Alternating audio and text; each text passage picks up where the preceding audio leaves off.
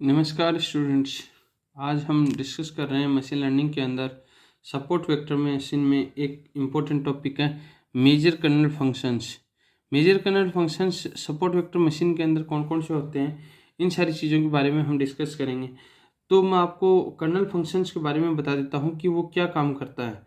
ये एक input transform का काम करता है जो प्रोसेसिंग डेटा को एक कर्नल्स के रूप में उसको यूज करता है।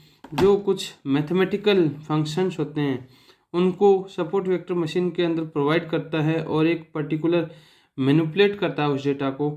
मैनिपुलेशन के बाद में जो नॉन लीनियर डिसीजन डेटा होता है उसको लीनियर इक्वेशंस में उसको ट्रांसफॉर्म करने का काम करता है।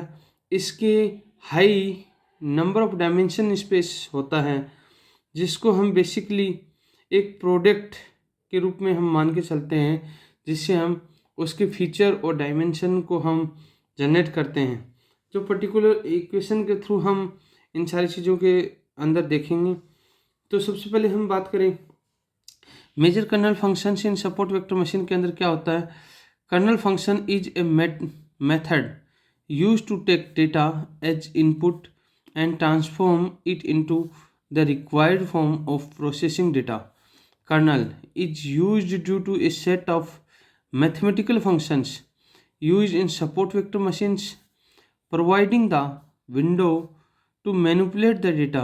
So, kernel function generally transform the training set of data so that a nonlinear decision surface is able to transform to a linear equation in a higher number of dimension space. Basically, it returns the inner product between 2 points in the standard feature dimensions. अब कितने तरीके के होते हैं major kernel functions, उनके बारे में हम देखेंगे।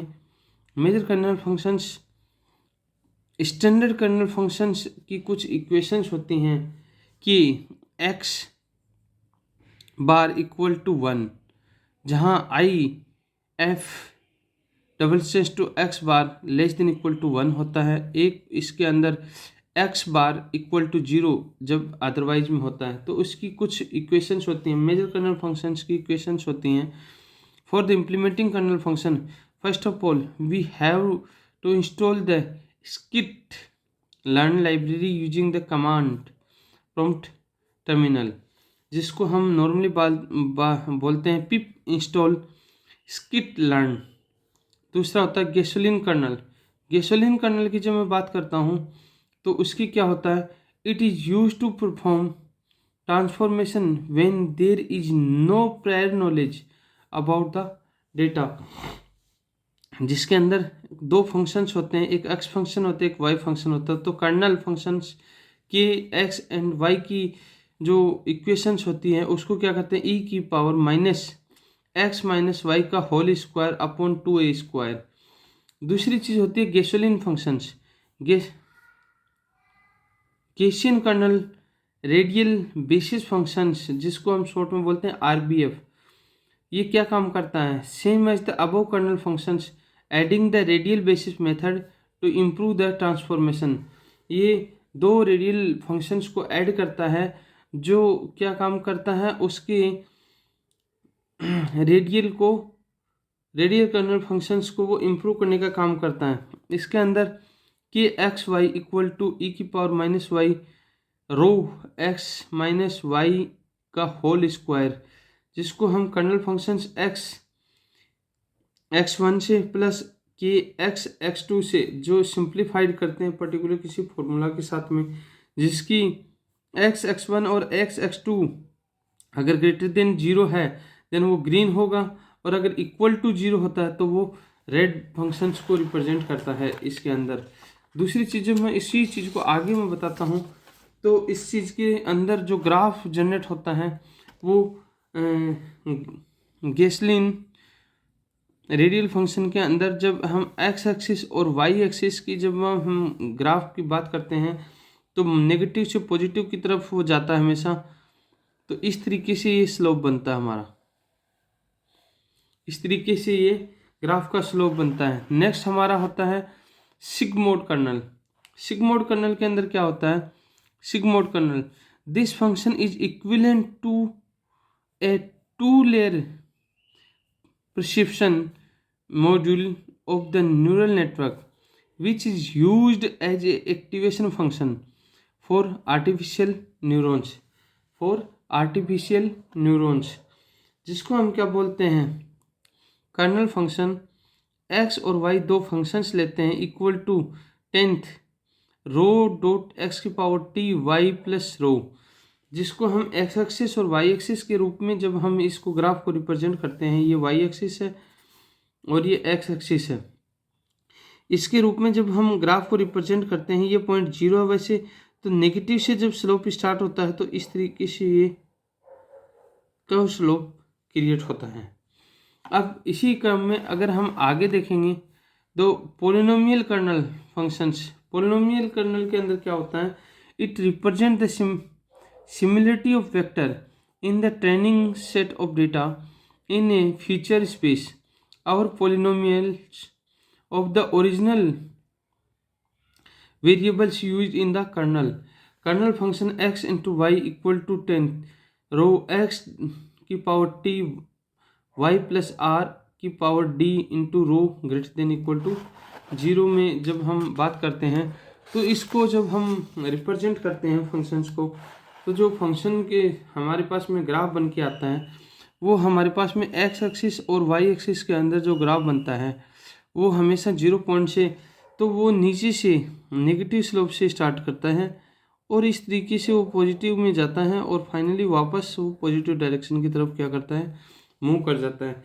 तो इस तरीके के ये कर्नल फंक्शंस के अंदर प्रॉपर्टीज़ के ग्राफ बनते हैं। अब नेक्स्ट है हमारा properties of SVM, support vector machine की कौन कौन सी प्रॉपर्टीज हैं, तो मैं आप लोगों को बता देता हूँ। बहुत सारी प्रॉपर्टीज होती हैं। पहली होती है flexibility in choosing a similarity functions, एक property.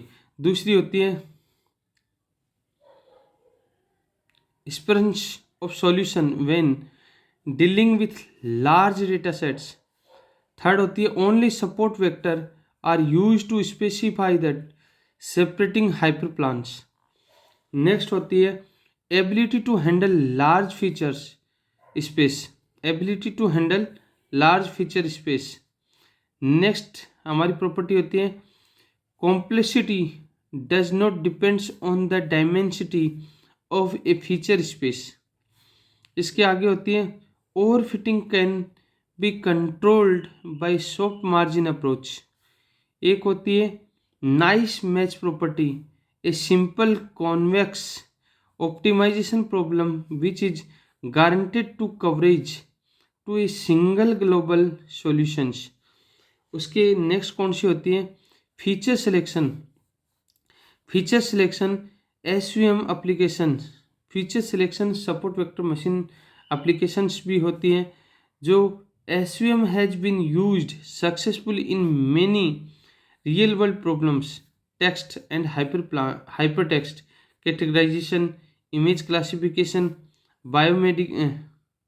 Bio informatics, protein classification, cancer classification, handwritten character recognization, ये सारी की सारी चीज़ें इसके अंदर होती हैं।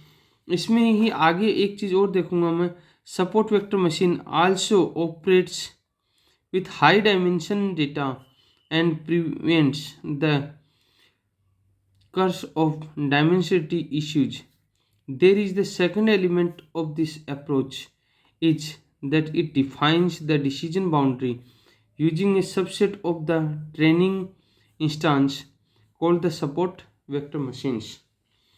अब इसके अंदर एक होता है advantage, advantage of support vector machine. कौन कौन से एडवांटेज होते हैं? फर्स्ट एडवांटेज होता है support vector machine work relatively well when there is a clear margin of separation between classes. Second होता है support vector machine is more effective in high dimension space, बहुत अच्छा इफेक्टिव होता है हाई डायमेंशन स्पेस के अंदर। Next इसकी third advantage होता है हमारा support vector machine is effective in cases where the number of dimension is greater than the number of samples. Next होता है support vector machine is relatively memory efficient,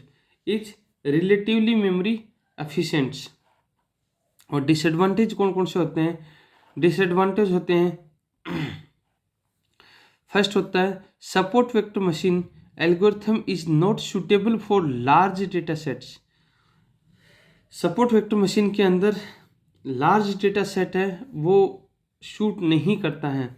second इसका disadvantage है SVM does not perform very well when the data set has more noise, target classes are overlapped. SVM अच्छे से perform नहीं कर पाता है जब लार्ज डेटा सेट होता है, नॉइजी प्रॉब्लम्स होती हैं, तब SVM एल्गोरिथम सही से एप्लीकेबल नहीं होता है। नेक्स्ट है in case where the number of features for each data point exceeds the number of training data samples, the SVM will